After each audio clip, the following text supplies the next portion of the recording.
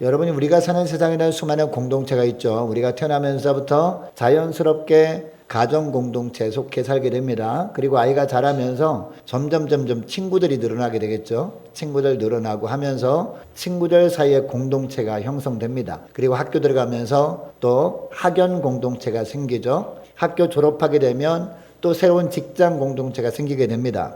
자, 그런데 우리가 속한 교회 공동체는요, 세상의 다른 어떤 공동체보다도 독특한 특징이 있습니다. 여러분, 교회가 어떤 곳이죠? 교회, 바로 예수 믿는 사람들의 믿음의 공동체죠. 그래서 교회는요, 한 성령 안에서 한 은혜를 받고 나누는 신앙 공동체가 바로 교회입니다. 믿으십니까? 그리고 또 교회는 어떤 공동체냐? 예수 그리스도를 믿음과 삶의 주인으로 모시는 고백 공동체가 바로 교회인 줄 믿으시기 바랍니다. 여러분, 예수님을 나의 주 나 하나님으로 고백하고 있습니까? 이런 고백 공동체가 바로 교회라는 것이죠. 따라서 교회 공동체 안에는요, 당연히 있으면 안 되는 것이 있어요. 그게 뭡니까? 바로 이기심이 있으면 안 되거든요. 나만 유익을 얻길 원하는 이런 이기심이 있다면요, 교회만 상처받는 것이 아닙니다. 교회만 손해보는 것이 아니에요. 교회에 속한 우리도 다 손해를 보게 됩니다. 왜 그런지 아십니까? 이처럼 이기심을 가지고 교회 생활을 하게 되면 어떻게 되느냐? 교회 안에 은혜가 점점 메말라 버리게 되는 것이죠. 은혜가 메말라 버리면 은혜를 받게도 교회 나오지 않겠습니까? 그래도 은혜를 받게도 교회 나오는데 은혜가 메말라 버리면 하나님이 나에게 주신 은혜를 우리가 받을 수 없게 되는 것이죠. 그렇게 되다 보면 우리가 하나님의 은혜가 주어져야 우리가 하루 살아가게 되는데 우리의 삶도 황폐화돼 버리게 되는 것이죠. 뿐만 아니라 개인적인 이심 때문에 오해가 그리고 편견들이 많이 생김으로 말미암아 교회가 영적인 힘마저 사라져버리게 되는 것이죠. 여러분, 그러므로 교회는요, 믿음 공동체, 한 신앙을 고백하는 고백 공동체라는 것을 기억하고 아무쪼록 정말 이기심이 전혀 없는 우리 교회가 될 수 있기를 축복합니다. 자, 그러면 어떻게 하면 신앙 공동체로서 우리 교회 안에서 우리 자신도 살고 그리고 다른 사람도 살고 교회도 살릴 수 있느냐? 자, 오늘 본문에 보니까 세 가지 단계가 필요하다라고 하고 있습니다. 자, 오늘 본문의 말씀 보면요, 시점을 나타내는 세 가지 단어가 나오는데 첫째 11절 말씀 보시기 바랍니다. 자, 11절 말씀 보니까 생각하라 라는 단어가 나오죠. 그러므로 생각하라 라고 하고 있습니다. 자, 그리고 13절 말씀 보니까 이제 라는 단어가 나옵니다. 자, 13절 말씀 보니까 이제는 전에 멀리 있던 너희가 라는 단어가 나오죠. 그리고 셋째는 19절 말씀인데요. 19절 말씀 보니까 그러므로 이제부터 라는 단어가 나와요. 이 세 가지 단어와 문장을 통해서 우리가 어떻게 하면 우리도 살고 남도 살리고 교회도 살게 하는 그런 아름다운 믿음을 우리가 살아갈 수 있는지 알 수가 있게 됩니다. 자, 먼저 뭐예요? 생각하라 라는 겁니다. 자, 특별히 12절 말씀 보니까 생각하라, 11절 말씀 보니까 그러므로 생각하라라고 하고 있는데 무엇을 생각하라는 겁니까? 우리가 예수 믿기 이전에 어떤 상태였는지를 생각하라라는 거죠. 자, 11절 말씀, 자, 우리 함께 읽습니다. 시작. 그러므로 생각하라. 너희는 그때에 육체로는 이방인이요 손으로 육체 행한 할례를 받은 무리라 칭하는 자들로부터 할례를 받지 않은 무리라 칭함을 받는 자들이라 라고 하고 있습니다. 여러분, 이 말씀은 에베소 교회를 향한 바울의 편지라고 말씀을 드렸죠. 이 바울이 에베소 교회에 대한 소문을 들은 겁니다. 어떤 소문이요? 유대인 출신 크리스찬들하고 이방인 출신 크리스찬들하고 서로 알력이 생긴 겁니다. 교회 안에서. 이런 소문을 듣고 급하게 편지를 쓴 겁니다. 자, 에베소 교회 성도들이 예수 믿기 전에는요, 어떤 상태였다라고 하고 있습니까? 이방인 출신 크리스찬들이 천국과 지옥도 모르는 이방인들이었다라는 겁니다. 그래서 영적으로 보면 하나님 앞에 나아갈 수도 없는 자들이었다, 이런 이야기를 하고 있습니다. 복음을 받아들일 수 없는 자들이었다라고 하고 있습니다. 자, 그리고 바울은 그들이 예전에 영적 형편이 어떠했는지 12절에 보니까 정확하게 말하고 있는데요. 12절 말씀 보니까 그때 너희는 어디에 있었다? 그리스도 밖에 있었다라고 하고 있습니다. 그리고 이스라엘 나라 밖의 사람이다 라고 하고 있습니다. 그리고 뭐라고 합니까? 약속의 언약들에 대해서는, 여러분, 여기 이 약속의 언약은 누구의 약속? 하나님께서 아브라함에게 주신 아브라함 언약을 말하는 거죠. 이 언약들에 대해서는 외인이요 관계없는 자들이었다라는 것이죠. 세상에서는 소망이 없고 하나님도 없는 자이더니 라고 하고 있습니다. 이 12절에 이렇게 말씀하고 있습니다. 자, 그러니까 하나님도 없는, 어떻게 보면 영적으로 보면 파산한 인생들이었다라는 것입니다. 자, 그리고 미래에 대한 희망도 전혀 없었고 뿐만 아니라 약속도 없는 자들이었다, 이런 이야기를 하고 있습니다. 자, 이 땅에서는 아무런 소망도 없이 살던 자들이 바로 너희들이었다. 이것을 어떻게 알아? 이것을 생각하라 라고 하고 있습니다. 이렇게 살아온 사람들이 이 편지를 받는 에베소 교인들이었다라는 겁니다.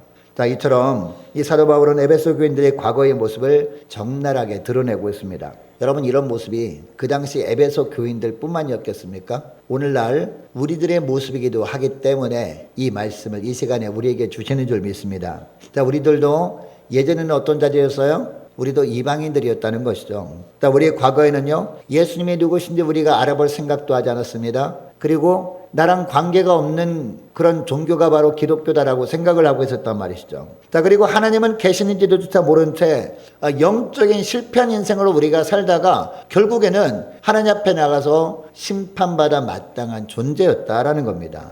자, 그래서 우리도 믿음이 없을 때는 어떤 삶을 살았습니까? 내 인생의 주인이 나였잖아요. 그래서 내 인생은 내 마음대로 내가 계획하고 그냥 내 뜻대로 살아가면 되는 것이지 왜 다른 사람 터치를 받으면 살아가야 되나, 이런 생각을 하며 살지 않았습니까? 그러나 믿음을 가진 이후에는요, 과거의 삶을 돌아보게 되면 정말 내가 어떻게 그런 끔찍한 삶을 살아왔었나 우리가 돌아보게 되는 것이죠. 이런 과거의 모습을 생각할 때 우리는 교회 안에서 당연히 이기심을 내려놓을 수 있지 않겠느냐, 이런 말씀을 하고 있습니다. 오히려 나보다 교회를 먼저 생각하는 삶을 살 수 있다는 겁니다. 이것을 생각하게 될 때. 그리고 나보다 다른 사람을 더 높여주며 살아갈 수 있게 된다는 겁니다. 우리가 예수 믿기 전에 어떤 삶을 살고 있었는지 우리가 생각할 때 이런 삶을 살게 되어진다는 겁니다. 여러분, 이것을 기억하시고, 물론 지난날 우리가 회개했던 그런 죄악들을 자꾸 떠올리면서 죄책감에 시달리는 거 주님이 원하지 않죠. 손에 쟁기를 잡고 뒤로 돌아보는 자는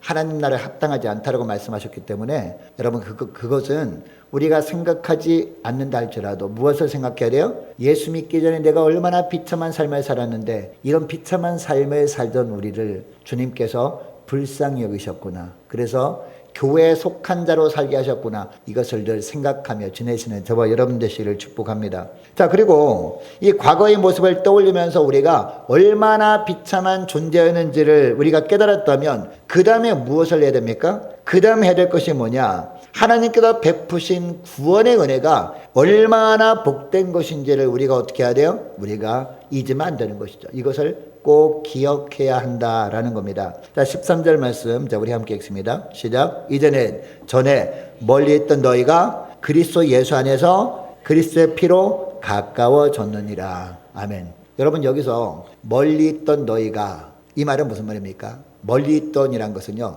불가능했던 너희가, 이런 뜻이거든요. 우리가 주님과 가까워지고 또 이제 성도들과 함께 연합하는 것이 불가능했던 우리가 라는 거죠. 자, 그 다음에 뭐라고 하고 있습니까? 그리스도 예수 안에서 그리스도의 피로 가까워졌느니라. 예수님께서 피 흘려주심으로 말미암아 비로소 불가능이 가능하게 되었다. 이제는 가까워지게 되었다. 바로 그런 이야기를 하고 있습니다. 여러분, 여기서 너희는 누구를 말할까요? 너희라고 하는 것은 쌍방이 다 말하는 거죠. 쌍방을 다 말하는 건데, 당시 에베소 교회 안에 있었던 유대인 출신 크리스찬들, 그리고 이방인 출신 크리스찬들 전부를 말하는 겁니다. 자, 지난주도 살펴봤지만 이 두 사람들은요, 서로 결코 연합할 수가 없는 자들이었습니다. 구원에 대한 생각이 워낙 달랐기 때문이었죠. 하나님이 기뻐하시는 자녀에 대한 생각도 서로가 너무나 달랐기 때문에 서로 연합할 수가 없는 그런 두 그룹이었단 말이에요. 여러분, 이방인 출신 크리스찬들은 어떤 생각을 했습니까? 구원에 대해서 바울이 가르쳐준 대로 믿음으로 말미암아 구원을 받는 것이지 여기에 더 첨가될 것이 무엇인가 라고 생각할 수 있었다는 겁니다. 하나님의 자녀가 된다. 무엇으로? 믿음으로. 이것을 굳게 믿고 있었던 겁니다. 반면에 유대인 유대인들은요, 예수 믿기 이전부터 이들은 원래 율법을 잘 지키려고 애를 써왔던 자들이었거든요. 난지 8일 만에 할례를 받은 자리였단 말이에요. 그런데 이들이 예수 믿은 이후에도 계속해서 율법을 잘 지키려고 애를 쓰며 살아왔던 겁니다. 문제는 본인들이 그렇게 나름대로 율법을 지키려고 애를 쓰는 것, 물론 그것이 아름다울 수 있지만 다른 사람에게도 강요했다는 그 문제입니다. 우리가 성경 말씀대로 살려고 애를 쓰는 이유가 무엇입니까? 그렇게 해야 구원받으니까 그렇게 사는 게 아니잖아요. 구원받은 자의 삶의 열매가 그것이 돼야 되기 때문에 우리가 말씀대로 살려고 하는 것 아니겠습니까? 그죠? 열매를 보고 아는 것 아니겠습니까? 자, 그런데 다른 사람에게까지 강요하면 안 된다는 겁니다. 그런데 이 유대인 크리스찬들은 다른 사람들에게까지, 심지어는요, 이방인 크리스찬들에게까지 강요하는 거죠. 너희들 믿음으로 말미암아 구원받는 것, 사도 바울이 가르침을 따라 우리가 배웠는데 그 말도 일리가 있는 말이다. 그러나 그 구원이 더욱더 완성되기 위해선 율법을 지켜야 돼. 특별히 할례를 받아야 돼. 이런 이야기를 했다라는 것이죠. 이것 때문에 에베소 교회가 분열된 조짐을 보이기 시작하자 바울이 이 편지를 썼다라는 겁니다. 자, 그래서 바울이 편지를 쓰면서 뭐라고 했다고요? 이제는 멀리 있던 너희가 그리스도 예수 안에서 그리스도의 피로 가까워졌느니라. 예수님이 피 흘려주신 것, 그것을 중심으로 이제 하나가 될 수 있지 않겠느냐, 이런 이야기를 하는 거죠.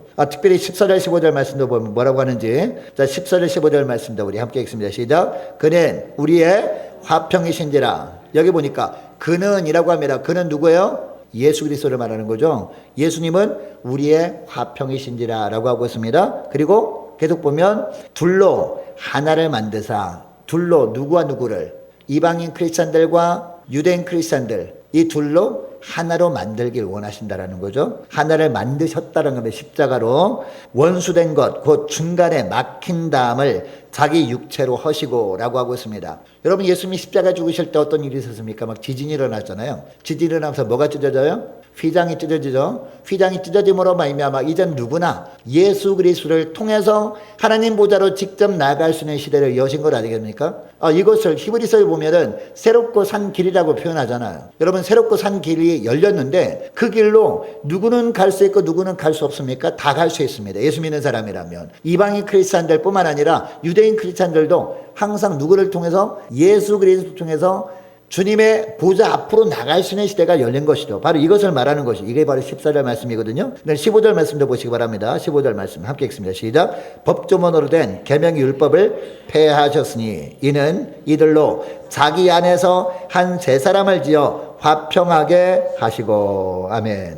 자, 예수님께서 법조문으로 된 계명의 율법을 폐하셨다라고 하고 있습니다. 여러분, 율법을 폐한 것이 사실은 아니죠. 율법의 완성으로 주님이 오셨잖아요. 그죠? 자, 간혹 가다가 보면 어떤 분은 그 11조에 대해서 물어봅니다. 11조는 구약의 개념 아닙니까? 우리 예수님께서 이 땅에 오셔서 율법을 폐하셨는데 율법에 나와 있는 11조를 지킬 필요가 뭐 있습니까? 11조뿐만 아니라 다른 많은 항목도 마찬가지예요. 율법을 폐하셨다면 우리가 예수 안에서 자유함을 누리는데 그것을 지켜도 되고 지키지 않아도 되는 것 아니겠습니까? 라고 하는 거죠. 자, 그런데 여러분, 우리 주님은 율법을 폐하려 오시긴 했습니다. 근데 우리 주님께서 또 뭐라고 하셨어요? 율법의 완성이라고 하시거든요. 율법의 완성이니까 여러분, 우리가 구약에 있는 율법을 지키지 않아도 되는 것이 아니라요, 주님께서 우리에게 자유함을 주셨잖아요. 그동안은 율법의 속박이었단 말이에요. 율법을 안 지키면 큰일 났단 말이에요. 근데 이제는 우리에게 자유함을 주셨어요. 그죠? 예수 안에 있는, 예수의 영이 있는 곳엔 자유함이 있는 줄 했기 때문에 그 자유함을 가지고 우리가 무엇을 선택하는 거예요? 율법을 지키는 편을 선택하는 거예요. 이 차이인 거죠. 그 이전에는 정말 종이, 주인이 이를 억지로 해야 되잖아요. 그런 의미에서 율법을 지켰다면 이제는 주님께서 우리에게 주신 자유함을 가지고 우리가 선택하는 거예요. 그동안은 강요에 의해서 한 거라면 이제는 자유함을 가지고 우리가 선택해서 하나님의 말씀대로 살려고 애를 쓰는 이런 모습이 있게 된다는 것이죠. 여러분, 그래서 우리 예수님께서 이 헌금에 대해서 가르쳐 주시면서 이런 말씀 하거든요. 기도에 대해서 말씀하시면서 이제 어떤 죄인은 하나님 앞에 엎드려가지고 하늘을 바라보지도 못하고 무릎 꿇고 주여 저는 죄인이로소이다라고 기도했잖아요. 또 어떤 바리새인은 어떤 기도를 합니까? 고개를 빳빳하게 쳐려고 일어서가지고 하늘을 쳐다보고 사람들 다 듣게 아버지여 저는 가난한 사람도 돕고 뭣도 하고 이런 율법도 다 지키고 박하의 11조도 드리나이다 이렇게 했단 말이죠. 이 두 사람 중에서 어떤 기도를 하나님에 받으신다고 했어요? 죄인이 기도를 받으신다고 하면서 그 다음에 하신 말씀이 있어요. 이것도 하고 이것도 하라 라고 하시는 거죠. 자, 그러니까 이 바리새인이 이처럼 율법도 지키고 11조도 한 것, 그것을 꾸짖은 게 아니라 그것도 하고 그 다음에 뭣도 하라? 죄인처럼 기도도 하라 이런 말씀하셨단 말이에요. 여러분, 그러니까 주님께서 11조 하지 말라 그랬습니까? 아닙니다. 구약에서는요 10분의 1만 드림으로 말미암아 하나님께서 주신 모든 것들을 내가 사용하고 있습니다 라는 고백을 하는 삶을 살았다면 이제는 뭐예요? 모두 다 주님의 것이다 라는 것을 주님께 온전히 드림으로 말미암아 증명하라라는 거죠. 여러분, 그래서 주님이 본을 보이셨잖아요. 우리 예수님이 본을 보이신 걸 뭡니까? 주님은 자기 생명까지도 십자가에서 우리를 위한 제물로 드려지신 겁니다. 예수님은 율법의 완성으로 오셨다니까요. 이 말씀을 하는 겁니다. 율법으로 완성으로 오심으로 말미암아 둘로 하나를 만드신 겁니다. 화평케 하신 겁니다. 이 말씀이 바로 이거예요. 여러분, 예수님을 믿는다는 것이 뭡니까? 예수님이 누군지 분명히 아는 것, 이게 바로 믿는 거거든요. 그리고 예수님이 나를 위해 과거에 어떤 일을 이루셨는가를 잘 아는 것, 이게 바로 예수님을 믿는 것이라는 얘기입니다. 그러니까 예수님의 십자가는 어떤 의미입니까? 이처럼 막힌 장벽을 허시고 화평케 하시는, 어떻게 보면 피스메이커의 역할을 하신 것이 예수님이 십자가 사건이라는 것이죠. 이것이 16절 말씀인데요. 16절 말씀도 우리 함께 읽습니다. 시작. 또 십자가로 이 둘을 한 몸으로 하나님과 화목하게 하려 하심이라. 원수된 것을 십자가로 소멸하시고. 아멘. 여기 보니까 원수된 것을 십자가로 소멸하게 하시고, 무슨 얘기입니까? 서로 간에 원수인 거예요. 그 당시에 유대인 크리스찬들은요, 이방인 크리스찬들 보면서 원수처럼 생각한 거예요. 아니, 저렇게 우리랑 MBTI도 안 맞고 해서 서로 어떻게 믿음 생활을 해요? 오늘날로 따지면 그렇게 생각했던 것이죠. 반면에 또 이방인 크리스찬들은 아니, 저렇게 율법주의자를 아직까지도 율법 하고 있네? 이처럼 예수 안에는 자유함이 있는 시대가 왔는데, 사도 바울이 가르친처럼 하면서 저들은 상종 못할 인간이다, 서로 원수지간처럼 지낸 거예요, 교회 안에서. 근데 16절에 보니까 뭐라고 합니까? 원수된 것을 뭐로? 십자가로 소멸하시고, 이 말씀을 하고 있다는 겁니다. 자, 그리고 오늘날 우리에게 적용해 보면 이 말씀은 뭐냐? 우리는 죄로 인해서 하나님과 원수가 된 관계였잖아요. 그죠? 죄로 말미암아 이 원죄 때문에 하나님과 원수된 관계였습니다. 그래서 이 원죄가 어떤 역할을 했습니까? 예수 믿기 전에는 우리 심령 속에 나는 하나님의 필요 없어, 이런 생각을 하게 만들었다는 것이죠. 그래서 아무리 복음을 증거한다 그럴지라도 그 복음을 들을 생각조차 하지 않게 만들어버렸던 것이죠. 자, 그런데 우리 예수님께서 십자가로 이 원수된 것을 소멸하셨다, 이 말씀을 하는 겁니다. 자, 그리고 옛 모습은 우리가 그리스도 밖에 있었지만 우리 예수님께서 십자가로 말미암아 우리를 그리스도 안에 있게 하셨다, 이 말씀을 하고 있습니다. 옛날에는 이스라엘 밖에 있었지만 그러나 예수님은 십자가로 거룩한 나라로 우리를 만드셨다, 이 말씀을 하는 겁니다. 전에는 소망 밖에 있었어요. 아무런 소망이 없었죠. 그죠? 그러나 예수 그리스도의 십자가로 이제는 소망의 백성이 되게 하셨다. 이제 우리가 언제 이 땅을 떠나도 천국 백성이 되게 하셨다, 이 말씀을 하는 거죠. 여러분, 신앙생활의 핵심이 뭡니까? 그리스도로 말미암아 우리가 누리게 된 것들이 무엇임을 아는 겁니다. 이게 바로 신앙생활이거든요. 우리가 예수 그리스도로 말미암아 누리게 된 것들이 너무나 많지 않습니까? 그 중에 가장 핵심 중에 핵심이 무엇입니까? 우리 삶 가운데 하늘 평강으로 충만한 가운데 살아가는 거 아니겠습니까? 물론 우리가 조금 전에 우리가 그 백이구에게 찬양했던 것처럼 내일 일은 우리가 몰라요. 그죠? 그러나 불행이나 유행함도 다 주 뜻대로 되어짐을 우리가 믿고 주님께로 주시는 평강 가운데 살아가는 것, 이게 무엇보다 가장 큰 축복인 줄 믿습니다. 이것을 아는 겁니다. 여러분, 우리가 무엇보다도 우리에게 가장 귀한 것은 뭡니까? 주님께서 우리에게 구원의 은혜를 베풀어 주신 것이 그래서 너무나도 귀한 겁니다. 그 이전에는요, 너무나 멀리 떨어져 있었다니까요, 우리 하나님과 관계가. 우리가 구원받는 것이 불가능했던 상황이었단 말이에요. 심지어는 여러분, 에베소서 2장 그 전반부에 보면 어떤 표현합니까? 우리 영혼이 예전에는 어떤 존재였다고요? 죽었다고요. 죽었다라고 표현할 정도로 너무나 멀리 떨어져 있었다고요. 그러나 우리 예수님께서 십자가에 대신 죽으심으로 그것을 회복시켜 주셨다니까요. 이게 바로 구원의 은혜입니다. 여러분, 이것이 구원의 은혜인데 얼마나 귀하고 얼마나 값진 겁니까? 이것을 어떻게 하라? 이것을 잊지 말라. 이것을 기억하라 라는 겁니다. 첫째는 뭐였어요? 생각하라. 뭘 생각하라? 지난날 얼마나 비참한 존재였는지 생각하라. 그 다음에 뭘 기억하라? 그 비참한 존재에서 하나님이 어떻게 우리를 구원해 주셨는지, 그 은혜가 얼마나 값진 것인지 기억하라 라는 거죠. 이처럼 우리가 생각하고 기억했어요. 자, 그 다음에 우리가 어떻게 해야 되느냐? 그러면 우리가 어떻게 살아야 될 것인지를 우리가 결단해야 되는 거예요. 결단하게도 우리가 이것이 무엇인지 알아야 될 거 아닙니까? 이게 바로 19절 말씀부터 나오거든요. 자, 19절 말씀부터 보시기 바랍니다. 19절 말씀, 자, 우리 함께 읽습니다. 시작. 그러므로 이제부터 너희는 외인도 아니요 나그네도 아니요 오직 성도들과 동일한 시민이요 하나님의 권속이라. 아멘. 여러분 여기 보니까 외인도 아니요 나그네도 아니요 라고 하는 말씀의 이유가 뭡니까? 우리가 교회 안에서 믿음으로 살아간다고 하는데 나그네처럼 살지 말라는 겁니다. 손님처럼 살지 말라는 겁니다.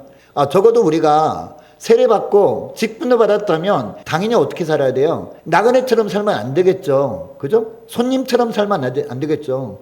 직분 받고 열심히 정말 직분에 충성을 해야 되는데 그러지 못하고 직분까지 받았음에도 불구하고 그냥 교회 와서 앉았다 가는 것만 해도 어디냐라고 이런 생각을 가지고 살아간다면 우리는 어떤 삶을 사는 거예요? 우리는 손님처럼 왔다 가는 것 아니겠습니까? 손님처럼 살면 안 되지 않느냐 이 말씀하는 거죠. 이게 바로 너희는 외인도 아니요 나그네도 아니요 라고 합니다. 그 다음에 뭐라고 하고 있습니까? 성도들과 동일한 시민이요. 시민은 어느 나라 시민? 하나님 나라 시민을 말하는 겁니다. 그 다음에 하나님의 권속이라. 하나님의 권속은 어떤 얘기예요? 하나님의 식구라는 거죠. 자, 그렇다면 어떤 의식 가지고 살아야 돼요? 주인 의식을 가지고 살아야 된다라는 겁니다.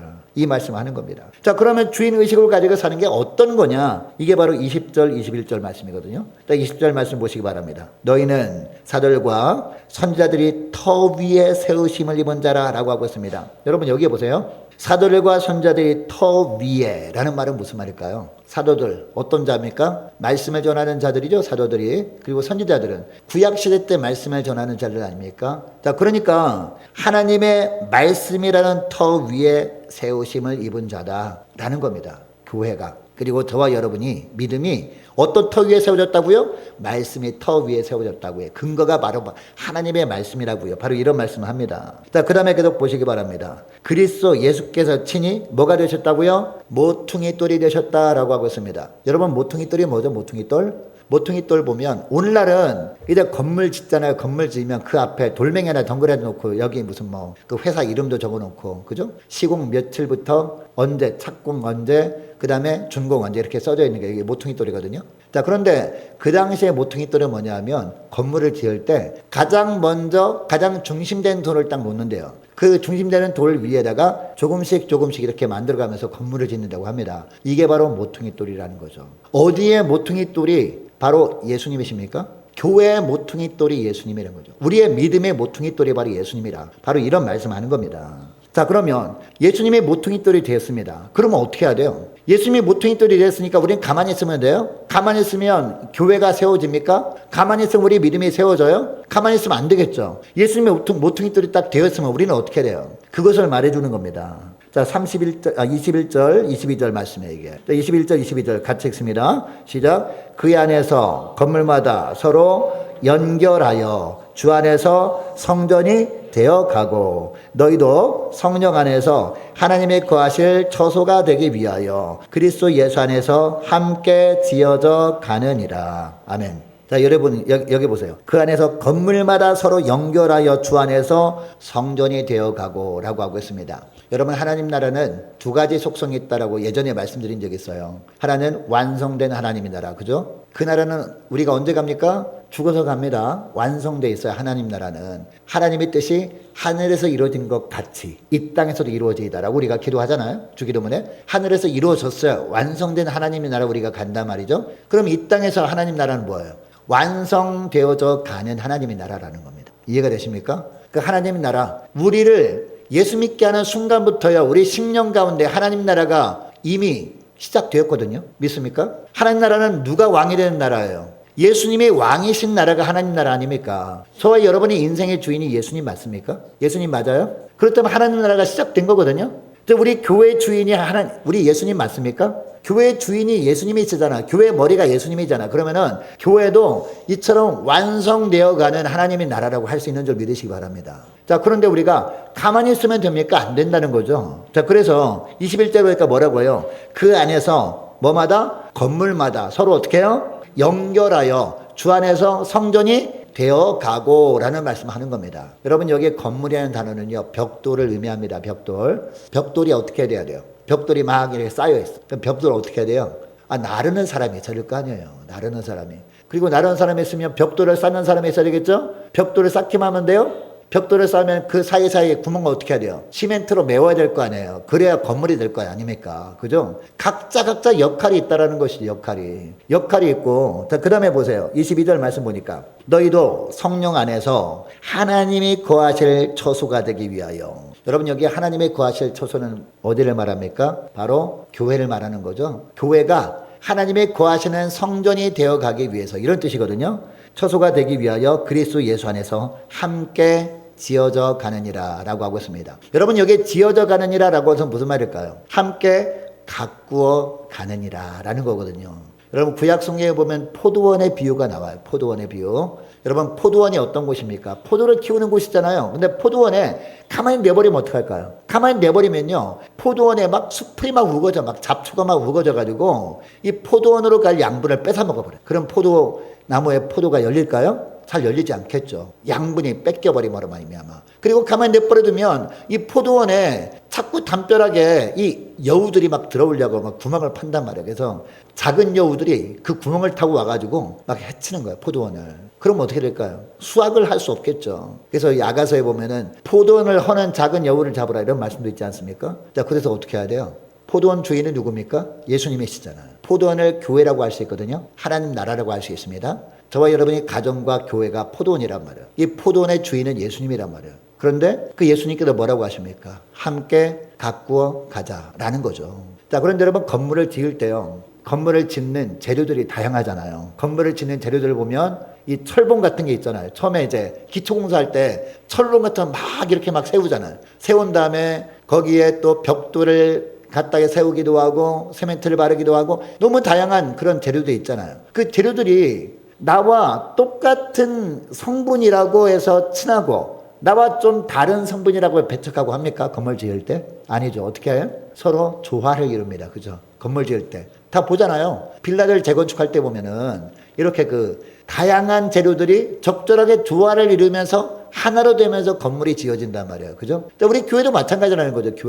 교회도 정말 천국 같은 교회로 이렇게 가꾸어 가기 위해선 누구나 다 서로 바라볼 때 내 성향이 아닐 수 있거든요. 내 취향이 아닐 수 있단 말이에요. MBTI가 서로 다를 수 있단 말이에요. 그럼에도 불구하고 어떻게 해야 돼요? 그럼에도 불구하고 서로 연합해야 되겠죠. 아름답게. 근데 우리 힘으로 됩니까? 우리 의지로 됩니까? 안 돼요. 그죠? 자, 그래서 오늘 본문에 뭐라고 합니까? 22절 말씀 보세요. 해답이 뭐예요? 너희도 누구 안에서? 성령 안에서. 이게 핵심 포인트예요. 우리가 성령으로 하나 되면 됩니다. 우리가 간절히 기도함으로 성령으로 하나가 되면요, 겉으로 볼 때는 나와 모습이 달라도, 성격이 달라도, 스타일이 달라도 다 연합할 수 있는 거죠. 아름답게 연합해서 교회를 아름다운 포도원으로 가꾸어 가게 될 줄 믿습니다. 이런 거를 위해서 우리가 어떻게 해야 되느냐? 자, 세 가지만 간단하게 살펴볼게요. 첫째는요, 두려움을 제거해야 된다라는 겁니다. 이것을 우리가 알았습니다. 결단했습니다. 나도 이제는 좀 교회를 아름다운 포도원으로 가꾸는데 협력해야 되겠다라는 마음이 생겼어요. 자, 그런데 이 사단 마귀는 가만히 있지 않거든요. 우리 마음에 두려움을 줘요. 어떤 두려움을 줍니까? 될까? 이런 생각 들게 한다니까요. 지금까지 안 됐는데 될까?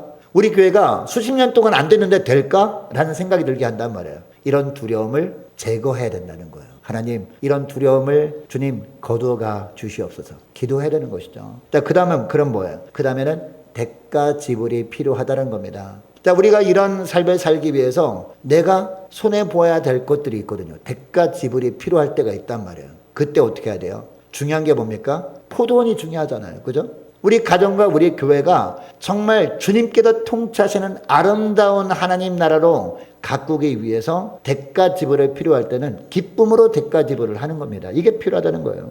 자, 3장 1절 말씀 우리가 읽지 않았습니다만은 3장 1절 보니까 이러므로 그리스도 예수의 일로 너희 이방인을 위하여 갇힌 자 된 나 바울이 말하거니와 라고 하거든요. 사도 바울도 대가 지불을 하고 있습니다. 어떤 대가 지불? 감옥에 갇히는 대가 지불까지 하고 있잖아요. 이렇게 함으로 말미암아 에베소 교회가 아름답게 서갈 수 있었다는 것이 우리도 마찬가지입니다. 우리가 이런 것을 위해서 대가 지불을 하잖아요. 대가 지불을 하면 손해보는 것으로 끝내게 하실까 여러분 하나님께서? 우리가 하나님께 드린 것보다도요 더 풍성한 것으로 채워주시는 줄 믿으시기 바랍니다. 자, 그리고 마지막 하나는요, 가시적인 교회 생활에서 열매를 남겨야 한다는 겁니다. 열매가 없으면 안 되겠죠. 그 열매가 뭔지 아십니까? 열매가 다른 것이 아니라 가장 쉬운 거, 교회 출석하는 것이 열매일 수 있어요. 여러분, 교회 출석하는 거 어렵지 않잖아요. 그죠? 교회 출석하는 게 열매일 수 있습니다. 그리고 교회 출석했다면 그 다음에 봉사하는 거예요. 그리고 헌신하는 거, 그리고 섬김이라는 열매를 가시적으로 남기는 게 이게 중요하다는 말입니다. 자, 우리가 간절히 기도하는 가운데 주님께서 이런 마음을 주시잖아요. 이런 마음을 주시면 외면하지 않는 겁니다. 이런 마음 주실 때 우리가 어떻게 됩니까? 우리 따라하겠습니다. 즉시. 이게 중요합니다. 즉시 하지 않잖아요. 이런 말씀을 듣고 은혜 받았어요. 결단합니다. 근데 즉시 하지 않으면 어떻게 될까요? 마귀가 가만히 있을까요? 마귀가 날라와요. 새의 모습으로 날라가지고 쪼아먹어버린다는 거. 확 쪼아먹어, 그 마음을 쪼아먹어버려서 금방 또 마음이 돌아서 버리게 된다는 거죠. 왜? 우리 심령 가운데 있는 죄성이 남아있는 것을 마귀도 너무나 잘 알거든요. 그래서 죄성이 또 금방 발동해가지고 아이 다음에 하지 뭐 라고 하거나 아니면 잊어버리거나 둘 중 하나 하게 되면 우리가 이처럼 하나님이 이처럼 아름다운 포도원을 만들어 놓으시고 또 주님께서 주인으로 좌정하고 계심에도 불구하고 이 포도원을 가꾸는 일을 게을리하게 하게 되면 어떻게 된다? 수풀이 자꾸 우거진다. 수풀이 우거지고 그리고 포도원을 하는 여우가 들락날락 거리면서 포도원의 열매를 맺지 못하게 할 뿐만 아니라 우리를 피곤하게 하는 거죠. 그렇게 되면 교회 나오는 것이 피곤하다라고 생각이 들게 하는 거죠. 그러나 우리가 정말 대가집을 할 부분이 있으면 대가집을 하고 또 열매 맺어야 될 부분이 있으면 열매를 맺고 교회 출석 잘하고 그죠? 봉사도 하고 그리고 또 두려움을 제거해달라고 간절히 기도하게 되면 교회 나오는 것이 뭐가 돼요? 피곤한 게 아니라 은혜다. 할렐루야. 너무 기쁘다, 감격이다 이런 고백을 하게 되어진다는 거죠. 여러분 오늘날은 우리 교회뿐만 아니라 한국 교회가 저녁 예배가 없잖아요. 근데 여러분 옛날 생각해 보세요. 여러분 젊을 때 어땠어요? 교회 저녁 예배 있었어요, 없었어요? 저녁 예배 있었거든요. 저도 청년 때 저녁 7시 반 예배 있었거든요. 여러분이 믿으실지 모르겠습니다만 제가 그 청년 때 9시 반 예배 성가대도 있었거든요. 성가대 끝나고 나면은 11시 반쯤 되거든요. 그럼 올라가면 또 고등부 교사도 했거든요. 고등부 교사 끝나고 그리고 밥 먹고 나서 시간 비잖아요. 시간 비면은 점심 내내 전도훈련을 받았거든요. 전도훈련 받고 끝나고 하면 또 한 7시쯤 돼요. 그러면 또 오후 예배 준비하고 7시 반 예배 시작되면 한 9시쯤 돼 끝난단 말이에요. 그 9시 땡 하면 또 집에 가느냐? 끝나고 또 올라가면 기도회가 있어요. 기도회. 저녁 기도회 끝나면은 한 10시 반쯤 됐나? 그쯤 됐단 말이야. 그 끝나면 또 집에 갈까요? 기도회 때 은혜 받은 사람 모아가지고 또 이렇게 은혜를 또 나눠요. 그러다 보면 11시 반 되는데 하나도 피곤하지가 않아요. 왜 그런지 아십니까? 주님께서 마음을 주실 때 즉시 했기 때문에 피곤하지 않더라고요. 아마쪼록 주님께서 여러분에게 이 포도원을 가꾸는 일을 하겠다고 결단함을 주실 때 그 마음을 주실 때 여러분 뒤로 미루지 마시기 바랍니다. 즉시 하시기 바랍니다. 두려움을 몰아내달라고 기도하면서 그리고 대가집을 할 것이면 기쁨으로 대가집을 하면서 이제 기쁨으로 이제 헌신할 것이 있으면 기쁨으로 이제 열매 맺을 것이 있으면 우리가 즉시 감당하는 겁니다. 이렇게 함으로 말미암아 주님이 허락하신 이 교회라는 포도원, 이 가정을 하는 포도원을 아름답게 함께 가꾸어 나가시는 저와 여러분 되시기를 축복합니다. 자, 기도하겠습니다.